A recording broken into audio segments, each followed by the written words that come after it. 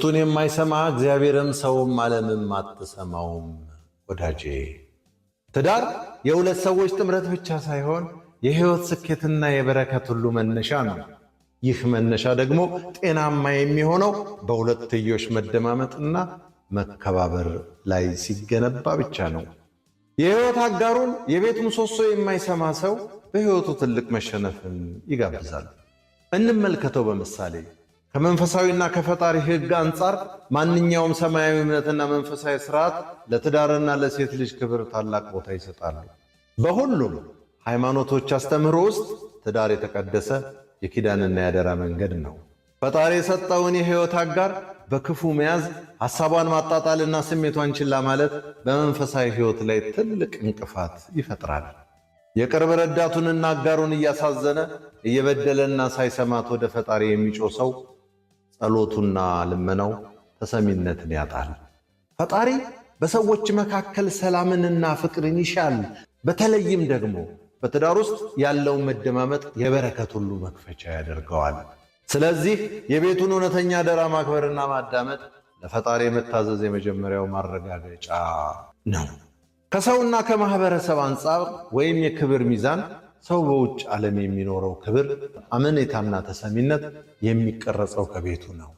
የራሱን ሚስት ማድመጥ፣ ሐሳቧን ማክበርና ማስተናገድ ያቃተው ሰው በውጭ ዓለም ሰዎችን የመስማትና የመምራት ብቃት ሊኖረው አይችልም። ማህበረሰቡ አንድን ሰው የሚመዝነው በቤቱ ባለው ስርዓትና ሰላም ነው።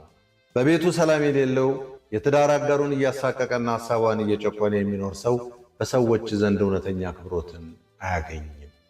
የቤቱን ሰላም ማስጠበቅና አጋሩን ማድመጥ ያቃተው ሰው እንዴት የሰፊውን ማህበረሰብ ሐሳብ ሊመራ ይችላል የሚለው ጥያቄ ሁልጊዜም ማህበራዊ ሚዛንን ይወስናል።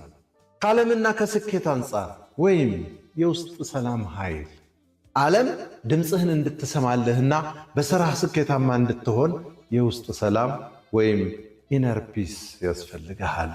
ሴት ልጅ የቤት ውስጥ መረጋጋትና የስኬት ማዕከል ናት። እሷ ስትደመጥ፣ ስትከበርና ስትደሰት በቤት ውስጥ ታላቅ አዎንታዊ ኃይልና መነሳሳት ይፈጠራል። ሚስቱን የማይሰማና ስሜቷን የሚገፋ ሰው ግን ቤቱን የጭቅጭቅና የጭንቀት ቀጠና ያደርገዋል። የውስጥ ሰላም ያጣ ሰው ደግሞ በውጭው ዓለም በሚያደርገው የንግድ ሥራ ወይም የፈጠራ እንቅስቃሴ ላይ ሙሉ አቅሙንና ትኩረቱን መጠቀም አይችልም። ዓለም ስኬትን የምትሰጠው በሙሉ ልብ ለሚሰሩት እንጂ የቤት ጭንቀት ለሚያናውዛቸው አይደለም። ማዳመጥ ደካማነት ሳይሆን የብልህነት የጥልቀትና የጠንካራ ሰብዕና መግለጫ ነው።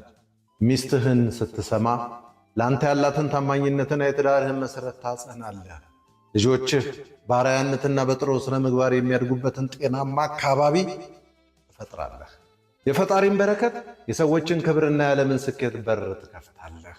ዛሬውኑ የትዳር አጋራችንን ለማዳመጥ፣ ሐሳቧን ለማክበርና አብሮ ለመመካከር ጊዜ እንስጥ። ሰላምም ስኬትም በረከትም የሚጀምረው ከቤት ነው። ኤቢሲ ተስፋዬ እንዳዘጋጀችው፣ በለጠ ሸቴ ዘሀገረ ኢትዮጵያ እንዳቀረበው